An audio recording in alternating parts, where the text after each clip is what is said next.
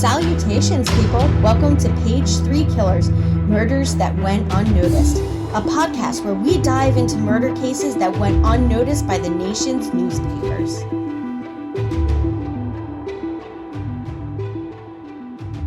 Hi, Shay. Hey, John. Hi, people.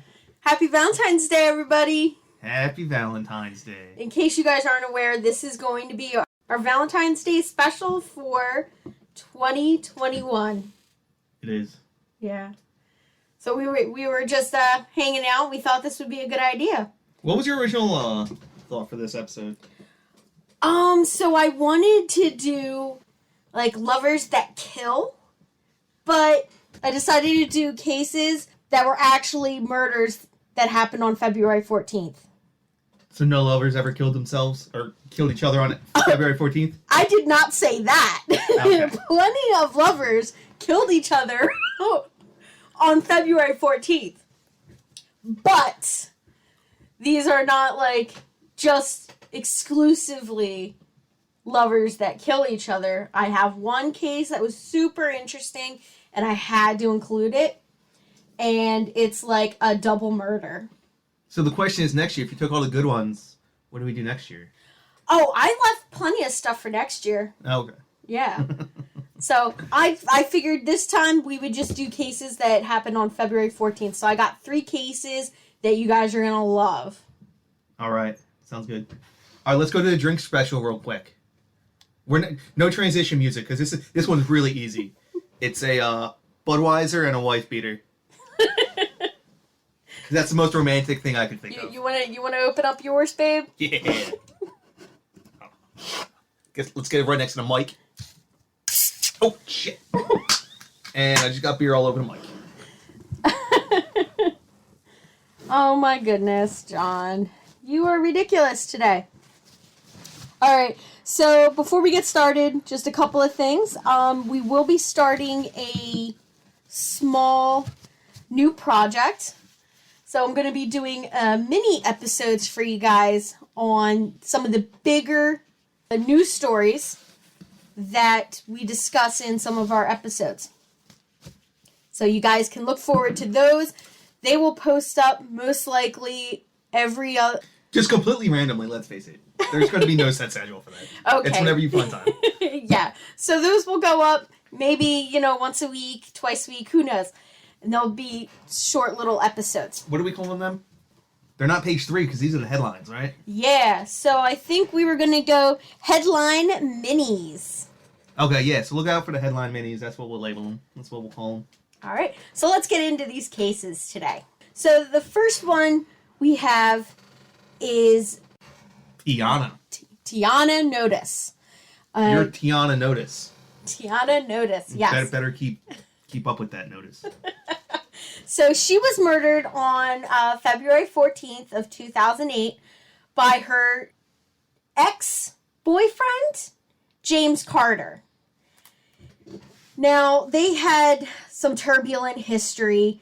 He was often very abusive. He had a volatile temper and was violent towards Tiana. And when she broke up with him, he was not having it. So he was a stalker in every sense of the word. He would, leave messages for her, emails, text, calls, follow her, just the general stalker stuff. You have a stalker yet? No, I don't have one yet. That's how you know you made it in the podcast world. Yeah, so if anybody wants to file an application for my stalker, go right ahead. She had a few restraining orders pulled out on James, but nothing really deterred him from contacting her, following her, and all of these other things that he would do. So, hold on. Why would you need more than one restraining order? So I guess when one lapses, you have to file a new one, so she would have multiple... Oh, okay. On record. Okay, I thought you were saying multiple at the same time. I'm like, no, if you already have one, why would you need a second one? You especially can't come close to me. Yeah, so back in the 90s is when they really started upping the anti-stalking laws. This takes place in 2008, so there's been stalking laws on the books for quite some time, but a lot of places don't have them updated. They're not particularly robust. Yes, and there's a lot of loopholes that offenders can sort of get through. So, Like, oh, hey, I just happened to see you at the grocery store. yeah. A lot of the loopholes that guys like James would use is, in a lot of places, you're allowed to contact them as long as you're not physically near them. Then you're obeying the protective order, That's kind of weird. but still getting away with stalking this person, especially like cyber crimes, because they're hard to prove unless you have like all this evidence and all that.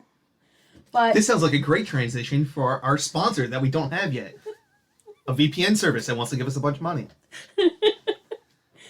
now, this culminated with a lot of threats. Now, I actually have some of these threats that were posted in the newspaper for this article.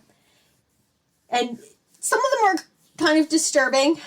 So I'm going to start off with a couple of them. He says, "Trust me, baby girl, you are go to lose everything." So I think he was trying to say you're going to lose everything. "As God is my witness, punishment is on the way, so be prepared. You will have nothing but bad luck, you hear me? Remember this email when karma bites you on the ass. But you will have to answer to God first for screwing James, family over, because of all the things they did for you." That doesn't sound too bad. He's just like, hey, you're going to have some bad luck. You might roll some snake eyes here and there. And like... Yeah, like I said, these are just some of the quotes that were put into the newspaper. But yeah, he's obviously skirting the line. He's not saying anything explicit. Yeah, so while he's sending her all of these emails and messages, the police were getting called quite frequently. And he starts visiting her home and workplace, leaving like letters and stuff like that. And his behavior at this point starts to get extremely hostile. And he sort of alternates between that hostility and being very apologetic. Well, that's a tactic. That's like what a lot of abusive people do. Exactly. And when it's not working, he gets more aggressive, more hostile. And that can be seen in like the next set of quotes that I have from some of his letters. Now, another set of letters read, "God told me to write, so please don't tell the cops. I'm going through a life or death situation right now, and you are the only one I can talk to. You have been close to death or thought you were going to die. If I am a lying man, the Lord strike me down and kill me tomorrow. My dad said that he had a dream that our neighbor gave us 2 tombstones at our house." All I'm saying is if someone starts off a story or a sentence with, "Don't tell the cops," the first thing you should do after the end of that sentence is get a gun. The second thing you should do is tell the cops. Exactly. And he continues on by saying, "In dire straits situation T, please help me. Get rid of the restraining order." Now, what man in his right mind thinks that say, "Oh, get rid of the restraining order," is going to make her want to get rid of the restraining order? Again, if someone starts off a sentence by saying, "Get rid of the restraining order," the first thing you should do is apply for a second one. Yeah. Exactly. So right after she gets this letter, she reaches out to the police and they agree to arrest him for violating their restraining order. But they were not able to find him. And in fact, they were not able to find him in time. Because on the evening of Valentine's Day 2009, Tina was killed by over 20 stab wounds that he inflicted on her. They did arrest him, and he was sentenced to 60 years in prison. Damn. Yeah. That's a lot of regression. 60 stab wounds. Well, 20 stab wounds. Or 20 stab wounds. Yeah, that's a lot of regression. Yeah, that's a murder of passion. The next case that I'm going to talk about is a husband and wife situation. Okay, this was on my list as the third case, but I think I want to save the other case for last. This one here, the article title read, "Husband Murders Wife, Stuffs Pieces of Her Body in Garbage Bags, and Blames the Police for Everything." Well, I mean, makes sense to me. Yeah, so this one here takes place on Valentine's Day 2007, where and the husband in question is Stephen Grant, and he actually reports his wife Tara Lee Grant missing. I think it's Tara Lynn. Tara Lynn Grant missing at his local police department. After an interview with him, the police discovered that there was a 5-day gap between when his wife actually went missing and when he reported her missing. I literally just thought of this. I was like, well, what happens if he just doesn't report her? He picked the even worse option. Like, if you don't report her, that's kind of suspicious, right? So you're automatically going to be the first suspect, right? If you report her right away, you might have a chance. But if you wait 5 days and then report it, they're just like, well, he waited... and then he just told on himself. Yeah. Like, why would you... that's the worst possible, like, outcome for you as the murderer, you know, if you're trying to get away with murder. That's the stupidest thing you can do. Definitely. But the idiocy of this man does not end here, okay? So, right after talking with the police, he starts going on a media bonanza. Okay, so he starts getting on every news show, everything that he can possibly get on. I think I remember this. And he accuses the police of harassment. This is crazy.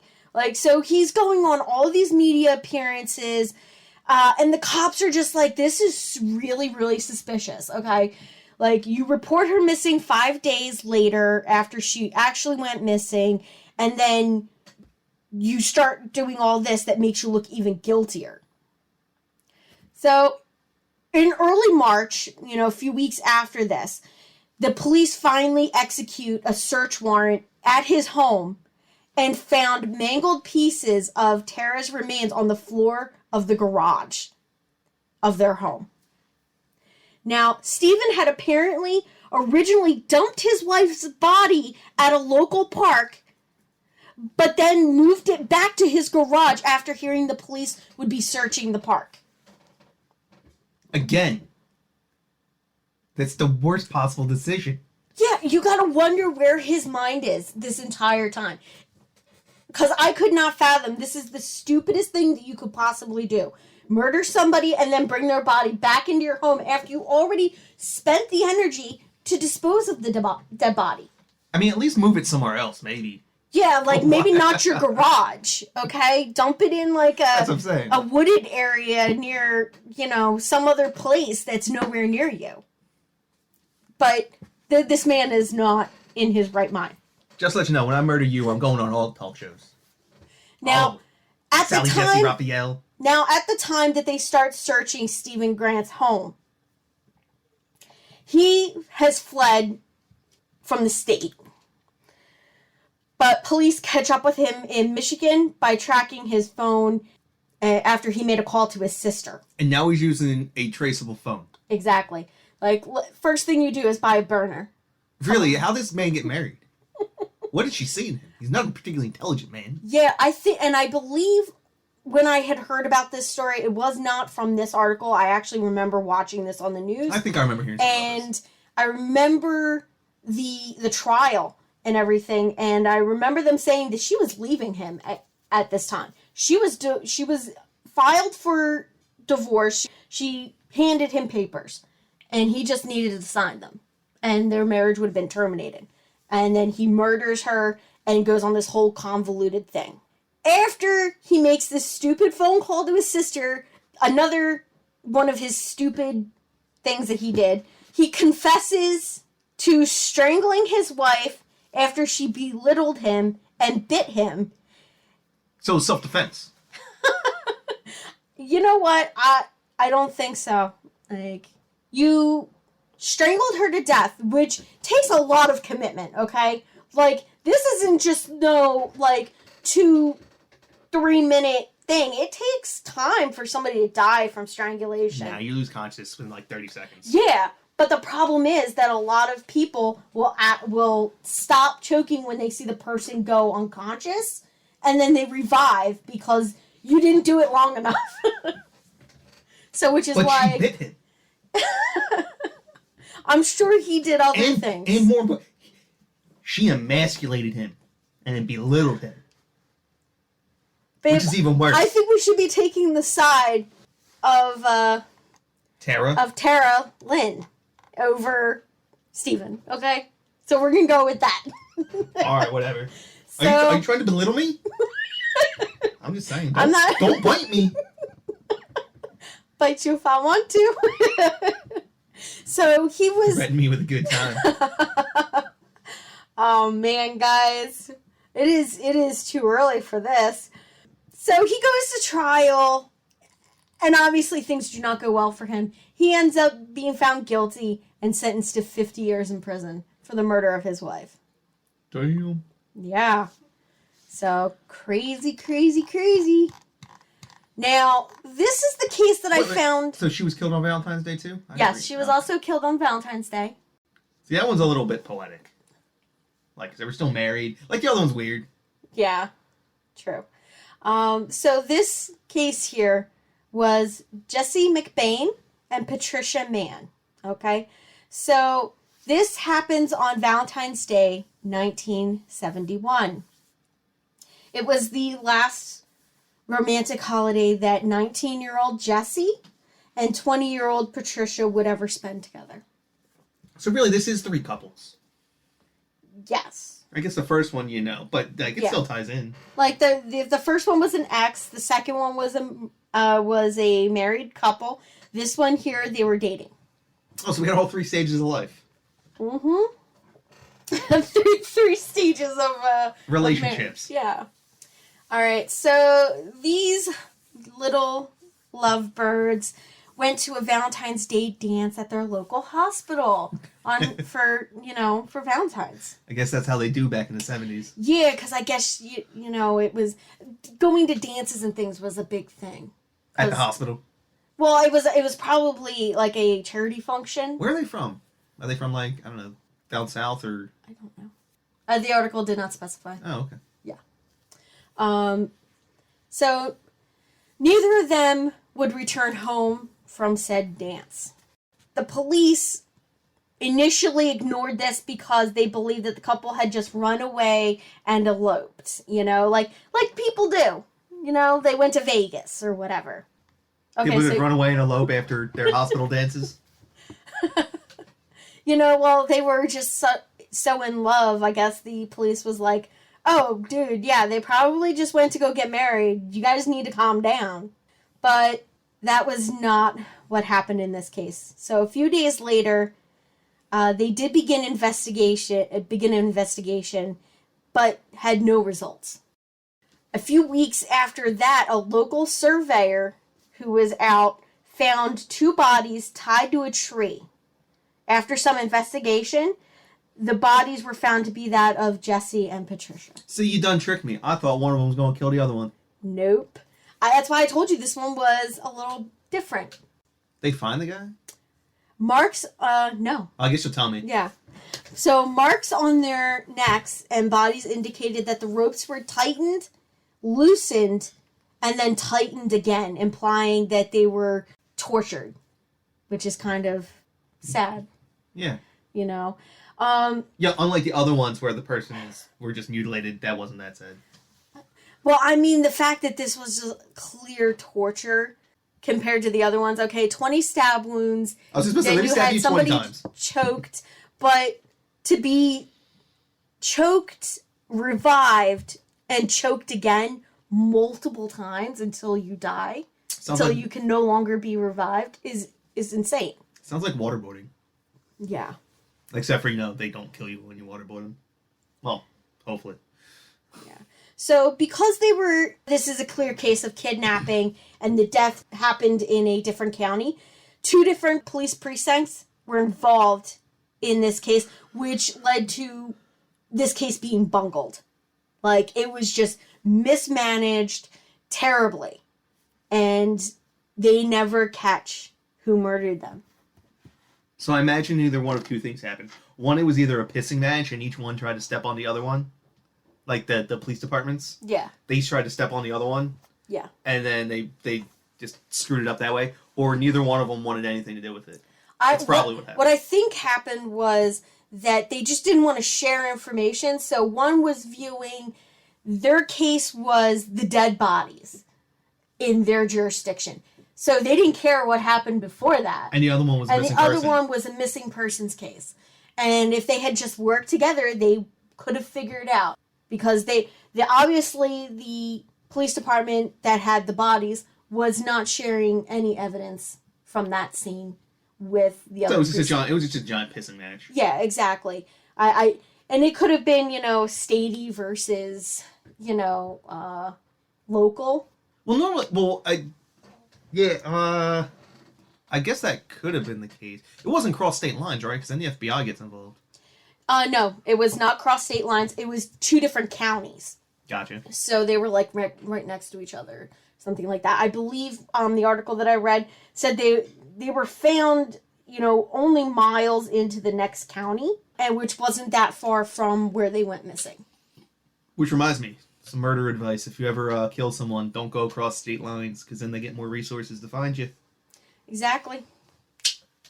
So those are our 3 cases for this festive love holiday. Oh, nothing makes me want to sit down and, I don't know, reflect on our relationship more than these 3 stories. Well, I mean, so far we're doing a lot better than most. We're nowhere near Steven and Tara, because we're still married.